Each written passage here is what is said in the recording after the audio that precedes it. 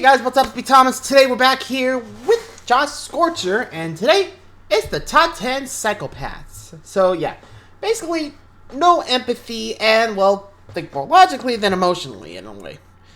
Sometimes I feel like I have psychopathic tendencies, which, by the way, they're not all serial killers, by the way. I don't know. I feel like I do, but I guess we're about to see who qualifies for this list. Be sure to like, subscribe for more. Hope you enjoy. Let's check out these psychopaths and see how satisfying it is to kill them. Of all the archetypes for evil characters, there's one type that really stands out. The psychopath. Now, what is psychopathy? Most people probably got its definition mixed up with sociopathy, or being psychotic. So let's get our definition of a psychopathic villain established out of the gate. Psychopaths are cold and uncaring and can come across as emotionless. They are unable to feel empathy for others, and often in fiction, psychopathic villains see others as lesser. Now, don't get psychopathy confused with psychosis. Psychopaths are not defined by being impulsive, crazy, or losing their minds. This isn't a ranking of how insane a character is, so more over-the-top characters aren't exactly what we're looking for. So don't expect Joko anytime soon. No! No! Does not compute! Does not compute! Let's take a look at can't blame him. I probably act the same way. The charismatic and the cruel. Let's just say they have no remorse. I think I play it awfully well.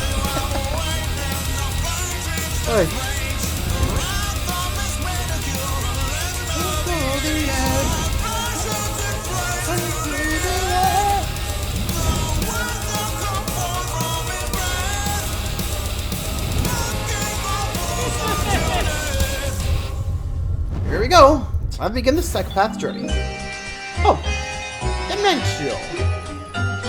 Let's see. Persona First 4 up, went for lower stakes compared to most other Megami Tensei games. Rather than saving the world from an all-powerful god, most of the game involves you solving a murder mystery in a small town by fighting shadows in an alternate dimension accessed by going mostly just save the victims. Saying it was any less weird.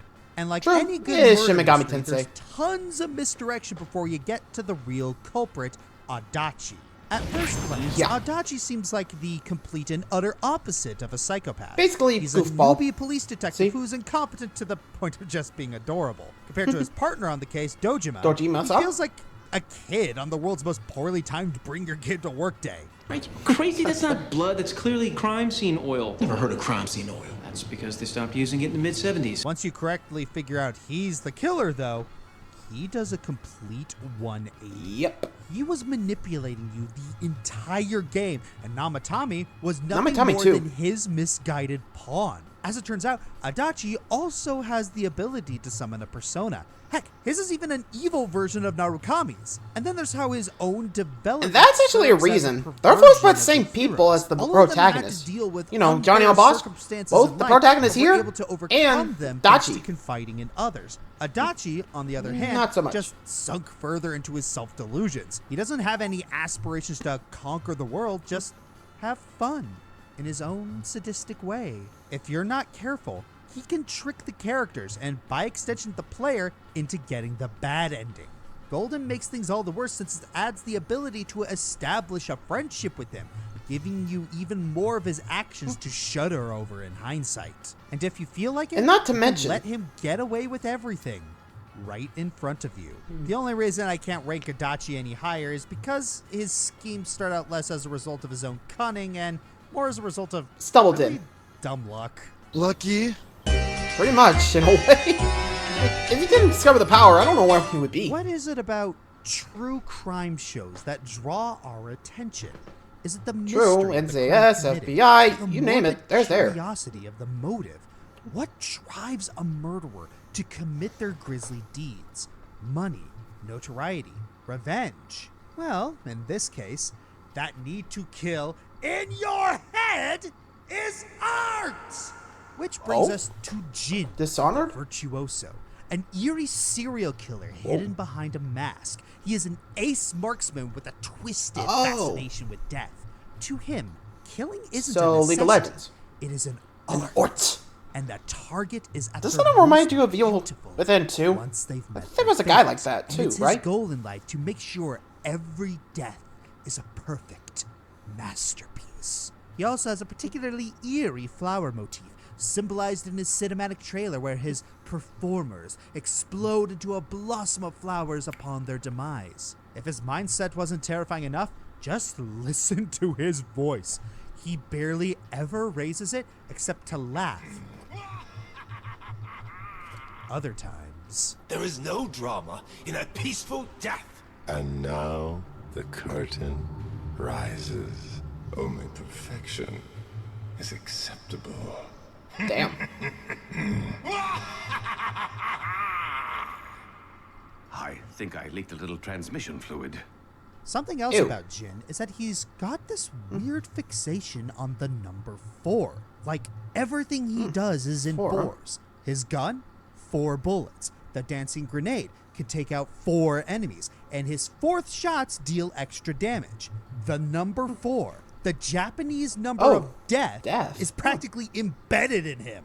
So when he's preparing to kill, does it count as foreplay? I Oh, begged her not to. You why? did anyway, and you'd be worried if I didn't. Dang it, Do I- she's right. Horrible puns aside, it's not hard to see what makes Jin so terrifying. His murder spree is a production. He's the director, and anyone in his sight is his performer. Next His canvas. puppets, if you will. His acts are horrendous, but he's still toned down and quiet. And a few lines hint that he can't control it. He needs to be this deadly performing artist. I swear each performance is the last, but I lie every time. Whether he means this or not, the compulsion to make never know art behind until those somebody eyes. dies makes him a legitimate threat, coupled with an unhinged design and an obsessive kit. Speaking of which, right? With GTA 6 coming out next year, I think it's a So, great time to look Trevor? back on one of Rockstar's most prolific psychopaths. A psycho who assists the main characters, but then becomes a problem for everyone around them due to how unhinged he is. Despite his obvious paranoia, he was actually able to manipulate everyone into doing what he wanted, leading to everything crashing down for the main characters and one of them getting expelled. Wait, expelled? Oh, right, we're talking about Gary from Bully. It's silly. Oh. I forgot my Whoops. avoid over-the-top characters rule. Yeah, Fair enough. People Gary, forget how manipulative Gary was. Just because we didn't have guns and hookers didn't mean we can't have devious dastards. He started out as your friend, but you can tell right away he wasn't all there. You even think of Headmaster Crabblesnitch was going to be the main bad guy considering how he treats you. Well, Gary stops taking his meds, declares war in front of the whole school, and puts you in a cage match with the biggest bully in the district. And despite saying he wants to rule the school publicly, each of the cliques still listens to him. Our boy Jimmy is stuck going to situations where he has to take down each clique due to misunderstandings with Gary. Jimmy wins, but that was Gary's plan. He gets Jimmy expelled, gets the townies to go after him, and becomes head of the school. You know what? Gary, You're not a good friend. Why did Gary do all of this? Because he could. He thought Jimmy was going to betray him and decided to counter-betray him first, out of sheer paranoia. And Pretty it much. worked until Jimmy got the bullies and townies to help him take back the school. The two end up fighting on top of the building where Gary reveals his whole master plan. But it's so long-winded that Jimmy just chases after him and ignores it for the most part. And honestly, I'm half tempted to join him.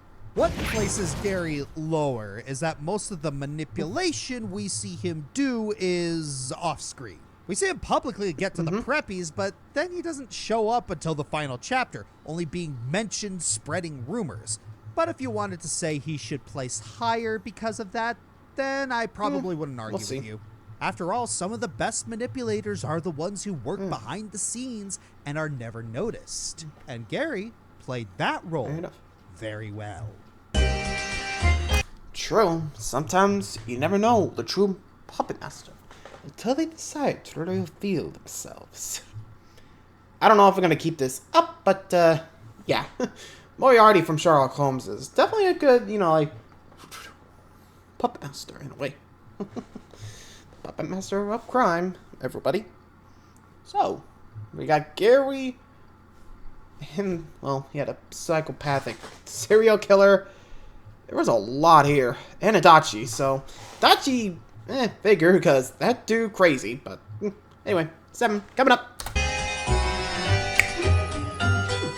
Ace Attorney is a series with a whole cavalcade of baddies of all kinds of flavors. But the thing is, a lot of Ace Attorney characters are way too over the top and emotional. So, really Manfred Von Karma? All except Dahlia? one. And if you know Ace Attorney, the very mention of his name invokes fear. The one and only invincible Manfred Von Karma. Manfred Von Karma. Being the very first final villain of the franchise, Manfred's deeds and influence have massive ripple effects throughout the entire story. It got me rattled just hearing him say silence or objection. And terrifyingly serious prosecutor whose legacy is to be feared. Miles Edgeworth, never lost protege, in 40 your years. rival up to this point, is under trial for the murder of a man connected to his past, and Von Karma is prosecuting the case. Unlike Edgeworth, whose stoic nature slowly cracks through the story and is subject to all the shenanigans of the Ace Attorney court, Von Karma takes absolutely none of it. Manfred outright orders around you, the witnesses, the detectives, and even the judge. To him, the court is his, and he's not above assaulting Phoenix and Maya outside of the court with a taser when they try to dig up details of the DL6 incident. Speaking of which, why don't we talk about that little elephant in the room, shall we? Yeah. Back in the day, Miles's father, Gregory Edgeworth, was assigned as a defense attorney on a case prosecuted by the man himself, and during that case, he forced a false confession of guilt out of the accused. While ultimately Von Karma did win the case, he was under fire for his disregard for standard court procedures and received a single penalty on his then perfect record. This tiny slight on his ego was enough to send Von Karma into a rage. So instead of channeling this healthily or just sucking it up and letting go, Von Karma ambushed Gregory in an elevator, taking advantage of a sudden earthquake that blacked out the power and rendered everyone inside unconscious, and shot Gregory dead with as much personal investment as if you'd wiped out a stain. He left Gregory's corpse with the elevator's other occupants, a bailiff named Yanni Yogi, and Gregory's own son, Miles. I've been traumatized. This single act sent everything into motion. The Fae clan's involvement with the law, Maya's disappearing mother, Mia's death, and Edgeworth's PTSD changing him into an emotionally stunted prosecutor set down a darker path. The DL6 was the origin for all of these. And if you think it stopped there, oh no!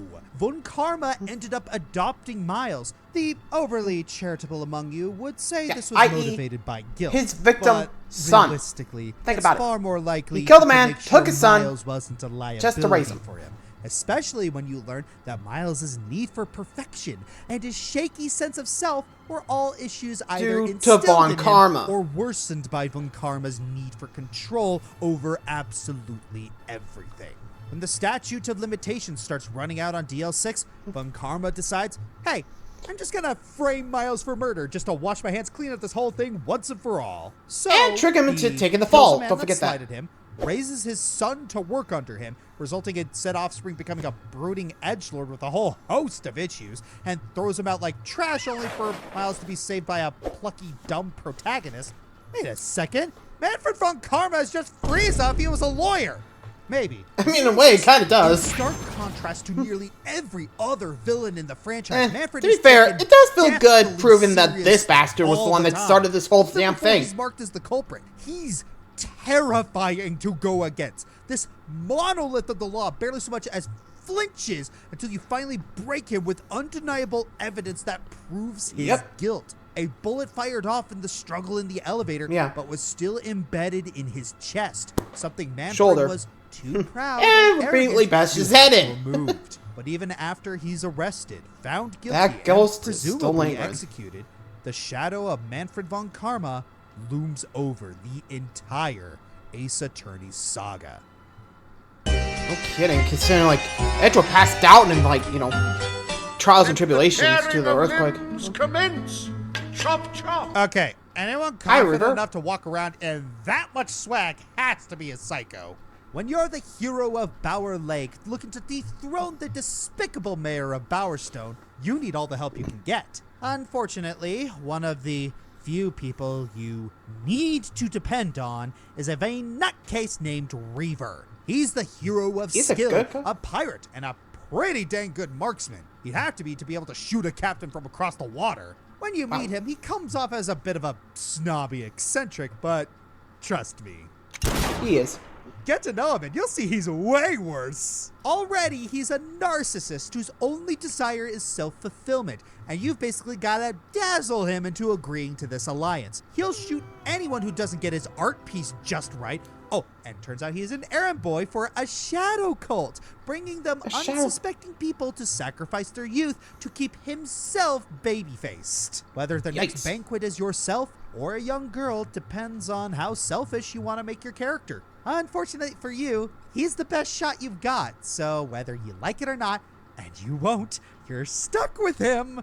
At least until after the main story for Fable 2. Oh, and when you next meet him in Fable 3, he only gets worse. He became a rich industrialist with all the compassion and fairness of a GameStop manager. Yep, who from hero to villain. Proudly promotes child labor. And he also hosts masquerade parties where he gets to kill people because, why not? Why do I picture him investing in the Hunger Games? Because he's funny. But of course, Reaver didn't start out as an unhinged aristocrat. The whole reason he's been dealing with the Shadow Court is because he genuinely fears growing old and death. It's an understandable fear, but he took the coward's way out by selling out innocent people, and it cost him his village and a loved one.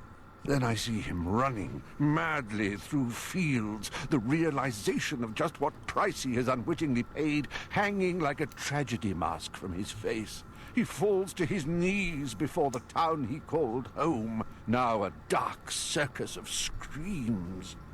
Hers is among them, but he can do nothing to stop it. He mourned briefly before he completely snapped, deciding that if his fears made him a monster, he might as well play the part full time. And the ultimate kicker, other than the internal stuff, Reaver faces no consequences for his deeds. He kills artists for not capturing him perfectly. He encourages your bad behavior, acting like a posh shoulder devil, and he barely even tries to hide how he plans to betray us. Lucian and I had a gentleman's agreement. How dare he betray me? And just when I was in the middle of trying to betray you. How inconvenient. But, again, we need his help. So we're gonna have to grin and bear it. I feel like we could have delved deeper into the complexities of how he was shaped like this, but hey, we still got a fun, amoral character, made even better by Stephen Fry's voice acting.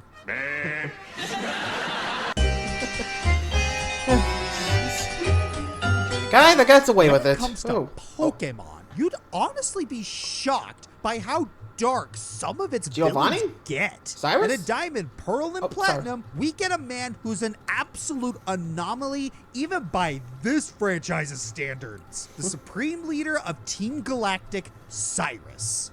This guy is creepy. Being the leader of a villainous organization, he's already on the headlines of Sinnoh's Most Wanted. Team Galactic gets really busy, not only stealing Pokedexes, but they go as far as bombing a lake to draw out legendary Pokemon. But nobody, not even Cyrus's loyal admins, is aware of just how far his plans go. See, Cyrus doesn't like people, believing the human heart is inherently flawed and that emotions are a weakness. Cyrus wants to use the emotional trio to draw out Dialga and Palkia, the gods of time and space, and use them to destroy the universe and remake it in his own twisted image. sense of peace.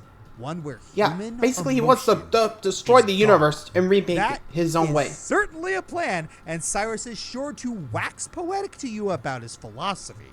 And true to his goals, hearing Cyrus talk, it's chilling just how devoid of emotion he sounds. How little he seems to care about anything other than his lofty goals. And when you defeat him in Platinum, he's pretty chill with just staying in the distortion realm and being roomies with Giratina.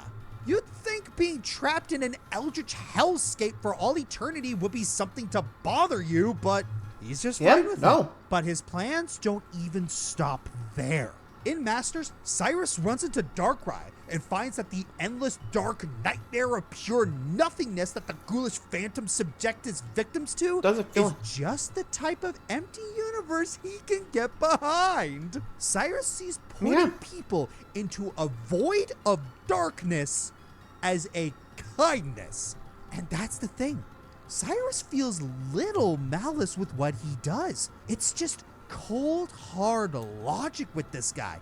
And you find enjoyment in this? Oh no, I feel absolutely nothing as I'm saying it. But the funny thing is, as much as he wants to deny it, Cyrus still feels some emotion and connections to certain things. He has a Crobat for starters, and anyone who's raised one of those can tell you need to max its friendship to get Golbat to evolve. But more interestingly, you can meet his grandfather in Platinum. He tells you that as a boy, Cyrus never really was able to live up to the expectations of his parents and found solace in machines instead. Couple this with a strange note from a child fawning over a Rotom in Team Galactic Space, and his interest in the Rotom decks in the Rainbow Rocket storyline, and it almost humanizes Cyrus as someone who could just never really click with other people and thought he could fix humanity like he would a machine.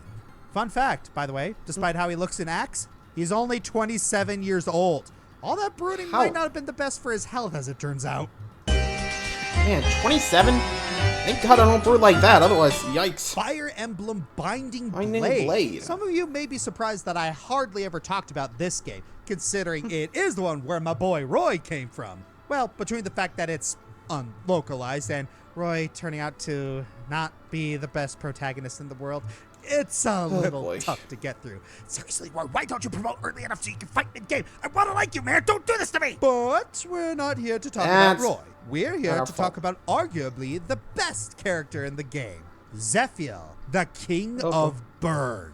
In the story of Binding Blade, Zephiel is a mad tyrant who seeks revenge against mankind for their greedy and disloyal nature. He waged war on all the nations of Alibe, conquering them with the aid of dragons, whom he believed would rule the land far better than humans ever will. Unlike most evil kings, Zephiel isn't a puppet leader. He's the one who commands the loyalty of the Dark Dragon instead of the other way around, which really paints a picture of how powerful and meticulous he is on his own. He has no respect for his own generals, dismissing their opinions and demanding they follow his every whim, even to the point of ordering the deaths of anyone, and I mean anyone, who stands in his way. Not even the sliver of care he still has left for his sister could dissuade him from his cause. But what sort of upbringing caused this deep-rooted disdain for humanity? Well, in the localized prequel, Blazing Blade, Zephiel is shown to be a once good-hearted prince who only wanted the approval of his father. Daddy issues.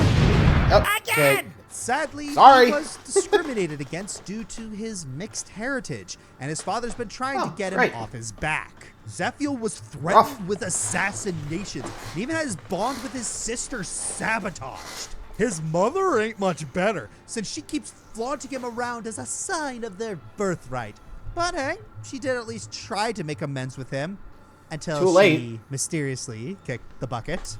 Yeah, Desmond makes Bernadette's dad look like Geralt in comparison. And I thought I was evil. After how awfully he's treated, Zephiel could only see darkness. Intentional or not, he's molded to see how fragile goodwill is in the face of hatred and cruelty, sprung out of petty desires like blood, money, and status. By the time he slew his father, he's far too jaded to feel any guilt or remorse for turning away from his once noble self. Even his plan to conquer Alibe only further justifies his point. All these nations were betrayed by the very soldiers and nobles they sired because they would all rather join Zephiel, whether it was out of fear or to leech off his power. He single-handedly uprooted the corrupt nobility that plagued Alibe and indirectly showed how important it is for the good people of the land to bend together and set things right. Zephiel is a truly dangerous case of psychopathy by nurture. The man was a talented prince dedicated to doing good for his nation, and the way that relentless devotion carries over into his transformation as a tyrant is downright morbid. Denying him happiness for a lifetime is truly one of the worst mistakes anyone in Fire Emblem could ever and has ever made. Yeah, let it be known, if a man's willing to go against, like, take a war against the entire continent and have dragons on your hands, good luck, you're gonna need it, because that dude knows he's gonna come in there and wreck your stuff. I mean, and the fact that he inadvertently, like, helped the land, I mean, I think we all agree he didn't intend to, but yikes. Well, anywho, final 3. Let's see who tops the list. Let's go. Flowey. World, it's kill or be killed.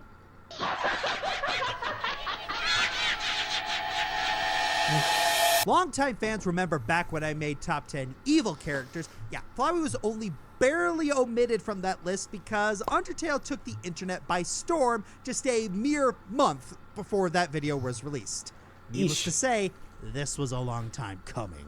The result of an experiment gone wrong, fusing the ashes of Azrael, the late son of the Underground's royal family, with a flower to just see what would happen if you give life to something without a soul. Flowey's absolutely nothing like the shy goat boy he once was. When he first came to life, Flowey found himself filled with so much determination that he had mastered saving and loading. So with godlike power, he quickly became bored. This is why I was always getting bored, because this is boring! He tried everything to really elicit any sort of emotion. He befriended everyone in the underground, but felt no real connection to them. So he reset, and then decided to kill everyone instead, over and over again. And through it all, Flowey felt nothing. Given his existential nightmare of a life, Flowey literally cannot feel any positive emotions, and his glee at watching you squirm and struggle is only a facade, because once he recognizes that you have the same powers as he used to, he expects you to do the same things he did. Do a neutral run, Flowey expects you to kill him without hesitation, and gets really upset when you don't, genuinely confused at the idea of mercy towards him. On the no mercy route, Flowey finds kinship in you, recognizing Char's influence and acknowledges that you're both empty inside. Come the end of the run, Flowey calls out those who just watch videos of the genocide run as spineless, without the guts to do it themselves, before reasoning that Chara, his best friend, would kill him out of boredom. And in the pacifist run, driven purely by the idea of becoming whole, Flowey manipulates everyone in the underground to one place just to absorb all their souls, and become Azrael again, only for the realization and guilt from everything he did to come crashing down on him like a truck. The sheer contrast between the two only highlights just how literally heartless Flowey is. Put it all together, and Flowey's nightmarish actions and kill or be killed philosophy all but solidify his placement here. Even in the No Mercy run, he just sees his past relationship with Chara as less of the tight friendship they had in life and more of a case of mutual tolerance. In a game where you have the potential to be the bigger evil, Flowey still ends up standing out as one of the most horrific villains to ever come out of the indie scene. All of this from a flower. Whatever Toby Fox is cooking with Deltarune, if it's even remotely like this, we are not prepared. I mean, considering the main character's doing it so far in the 2 chapters, yikes. We've had manipulative psychos, violent psychos, apathetic psychos, sadistic psychos, and way more that I wish we could have talked about, but there is one psychopath that combines Yuki them Terumi, all. aka Here's Terumi! Oh man, it's been a while since we talked about Blaze Blue, and we are coming back with the god of chaos himself. Yuki Terumi is one of gaming's biggest trolls. Anyone who's played Continuum Shift or seen Quarter Guy talk about him knows just how much of a treat it is to watch him go. He always comes in at the worst moments to make characters' lives an even bigger hell and make the players swear to whatever god they believe in. Too bad Terumi probably backstabbed them and smiled while doing it. When you first meet him, he seems pretty normal, if not a bit condescending. But then you find out he's actually the guy who possessed Jin to cut off Ragna's arm, killed their foster mother, and kidnapped their sister to copy her body to make robots and vessels for gods. Yeah, and he was laughing the whole time. That is barely 5% of what he is involved with. Seriously, Terumi's behind everything. Ragna's tragedy, the Ikaruga War, the Librarium as a whole, humanity finding the Amaterasu unit, and the Murakumo units. Every evil or tragic thing that occurs in every character's life in Blaze Blue could in some way be traced back to this a-hole. He's an a-hole. He doesn't care about anyone. He just wants to break the chains of his fate to become a free god. He would submit himself and then backstab anyone he wants for his goal. And he revels in it. It literally gives him sustenance. Coming in, gloating at how he got the upper hand, and then just brutally torturing someone is akin to anyone else eating. Just look at any scene of Hazama or Terumi in the games, and you'll just be impressed by how much of a hole this guy is. It is no surprise that he ends up being the main villain of the series. He does everything, and I mean everything, to accomplish his goals. What I listed earlier doesn't come close to the total destruction and insanity that he goes through on a whim. And this is a series with people like Relius Clover and Itsunami, whose actions make war criminals seem pleasant. Terumi really is the end-all of video game psychopaths. Even in the rabbit hole of Blaze Blue, he's the one thing people remember and love most about it. Now, if he's so good, why is he only number 2? Well, Terumi is someone who revels in his psychopathy so much that he doesn't even bother hiding it. Number 1 is subtle, and even more important, doesn't feel anything, not even joy, from what they cause. This is really good. This is the animals. Albert Wesker, Resident Evil, a greater good Fruit Loop trying to destroy humanity to save it. Andrew and Ashley, Coffin of Andy and Laylee, the brother-sister cannibal duo with a toxic bond that's more disturbing than any demon. Vladimir Makarov, Call of Duty. The ends justify the means, so why not end everyone on his way to the top? The real Alex Mercer, prototype. Says a lot about a guy when the super virus parading his corpse around and eating people's memories has a better view of humanity than he does. Cazador, Baldur's Gate 3. This guy fucked Asterion up, figuratively and unfortunately literally. Xemnas, Kingdom Hearts 2. Would have made the list. Very high on the list. If not for Dream Drop Distance ruining his character. Louis from Pikmin. If you know, you know. Sephiroth, Final Fantasy. Turns out, learning your entire reason for existing is because a corporation grew you in a lab from a weird alien goddess so they could achieve godhood isn't really the best thing for your mental health. Who knew? No kidding. And now, the number 1. Uh-oh. Who did it? Good evening, citizens and leaders of the world. Minutes ago, operatives working for Advance detonated nuclear explosives simultaneously in 4 major cities across the continent. What the? Yay! What you just saw was a message from Prime Minister Julia Salsbury, a politician from a little game called Not for Broadcast.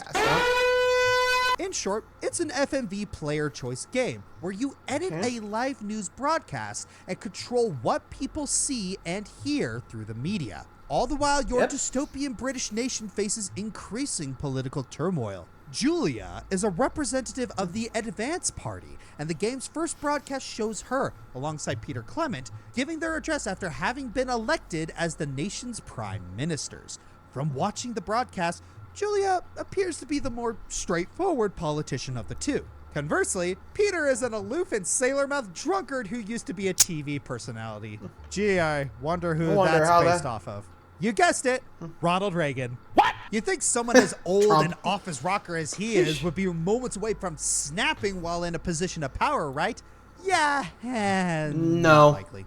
In the last broadcast of the game's second act, we find that our nation has been at war with the nations of the World Council for 20 weeks after they voted to cut off our nation's supply chain. But while a literal war is going on, the national nightly news is more interested in showcasing exploitative pop stars and washed-up stage performers. Oh, what the heck? Give us a hug. Uh-oh. Whoa. What's going on?